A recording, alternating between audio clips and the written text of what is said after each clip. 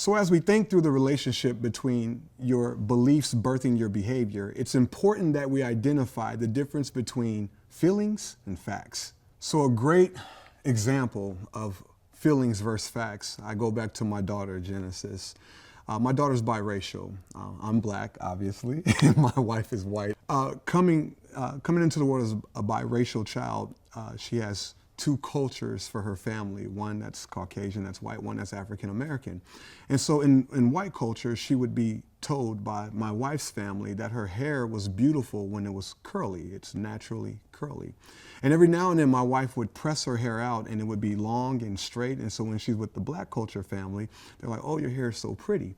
And so what would happen is my daughter fell into a confusion, a panic even, a fear, because she didn't know when she was beautiful. When she's with this side of the family and her hair's curly, she's beautiful. But when her hair's curly with this side of the family, it's not talked about. And then over here, when it's straight hair and it's long hair, they're like, oh, she's beautiful. But when she's over here, it's not talked about. So she went through an identity crisis, and it brought fear, panic, anxiety of a 6-year-old trying to determine what makes her beautiful. And so even back then, at the age of 6 years old, a tender age, I had to fruit to root my child. I asked her, what are you experiencing? And she said, I'm experiencing fear and anxiety and doubt about the way I look. And so I said, well, when you look in the mirror, Genesis, what do you see? And she says, well, it depends. Like sometimes my hair is curly, I think I'm cute, but that's only when I'm with mom's side of the family. And when my hair is straight and I'm with your side of the family, I think I'm cute. But if it's the opposite, then I think I'm normal. I think I'm ugly. I think I'm this. And it just broke my heart. And so I asked, well, what are you hearing around you that's making you feel that way? And she starts speaking of like my parents or my siblings or her parents, her siblings, and the lies that they were speaking into them. And they didn't mean anything wrong by it, but it's still what was influencing the way she saw herself. So then we got to the root of it. Well, what do you believe about yourself? And she said, Daddy, I believe I'm only pretty when my hair is a certain way with certain people. And so this is just what she felt. Obviously, that's not true. But since she felt that and believed it, it birthed a fruit or a behavior of her feeling inadequate or not enough. And so we had to move her over into the facts. Honey, because of the uniqueness of your hair, that it can be curly or straight, you are uniquely beautiful. This 6-year-old precious little girl was just a beautiful little girl because she would give anything for anybody at the time. And so I said, has anybody ever said that to you, or have you ever heard that from anybody? And she said, no. So I saturated her with those words, and then it changed the way she viewed herself when she looked in the mirror. I am beautiful. I am enough. And then it changed her behavior. She walked with confidence and with boldness, not cockiness, but just knowing that at the root of her core, her identity was in the fact that she now knew that whether her hair was curly or long, she was pretty. How does that translate to your situation? At some point, at some time, you've heard something from somebody that makes you feel the way you feel.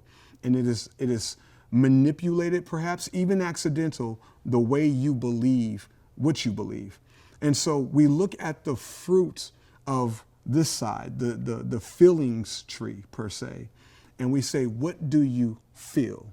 And as you identify those things of what you feel, we ask you to go look in the mirror and be honest. Sometimes it's hard, but you have to be honest. When you look in the mirror, who do you see? Who do you see? And these may, if it's over here in the feelings, because of your feelings of inadequacy or your feelings of fear, you see a scared person. You see somebody who's not enough. You see somebody who has a lot of voids that they cannot fill. And so we ask you to go even deeper. What is the world telling you? Or what are the people in your echo chambers telling you that you're really believing? And you have to name them. You may never say that to the person who's saying it to you, but you have to name it, because we have to identify where this is coming from. And then after you identify those things, you get to the root of, so what do you believe?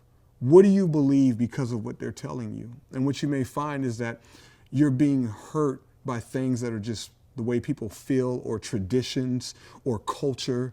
And none of it's real, but because you believe it, it's real to you. Now, we don't want to invalidate your feelings. We validate that that's how you feel, but that does not mean we affirm it.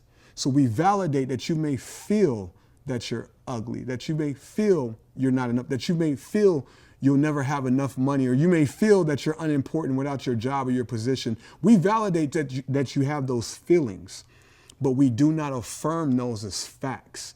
And that's when we move over to the root of the next tree. You see, what happens is if we just jump over and try to say, hey, stop feeling like you're not enough, stop feeling like you're not important, then we're just asking you to change a behavior. And if you change that behavior for a human being, when that human being fails you, you're going to go back to what you believe. But if we change what you believe at the core, from what you feel to what's factual about you, then we change the fruit as well. So imagine now that we're down here at the down here at the root, we move over to the factual tree and we say, here are the facts about you. You are important to somebody. You are so much more than your title to somebody.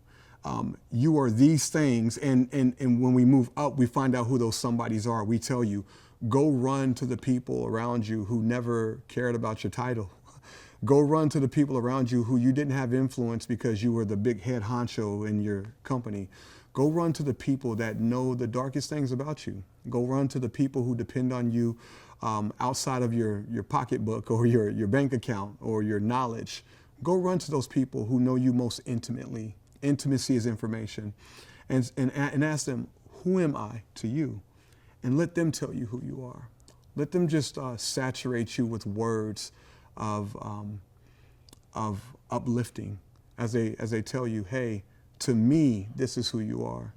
And as you hear those words and they affirm facts about you, then you go to the next step and you go look in the mirror based on the facts of what those people have said. And when those people tell you that you are amazing and that you are important and that you mean so much to me, you need to go back and look in that mirror and say to yourself, I am amazing to my son or to my grandchild or to my spouse and to my community. I'm very important still, with or without this job or in this season of life or the other season of life. And then that should change the fruit of your fear. Your fear now has changed because your belief has changed. And so now you boldly walk into this new season of life. Never invalidating what you used to feel, but knowing that they were feelings. And now because you have replaced your feelings with the facts, you're walking in a factual boldness that doesn't move. It's the difference between being a thermometric person and a thermostatic person. A thermometric person is like a thermometer. When it's hot, they move up. When it's cold, they move down. A thermostatic person is like a thermostat. You set something on a factual setting and you let it sit there and change the atmosphere around you. So over here in the feelings tree, you're like a thermometer. If people are saying things about you that are good, you may feel good about yourself, even when it's not true. If people are saying things about you that's bad, you may feel bad about yourself, and you just kind of go up, down, up, down, up, down. But over here, if you just go to the facts of who you are, the facts of who people say you are, the things that are real, you let that be the temperature that's set inside of you, and now you change the atmosphere around you.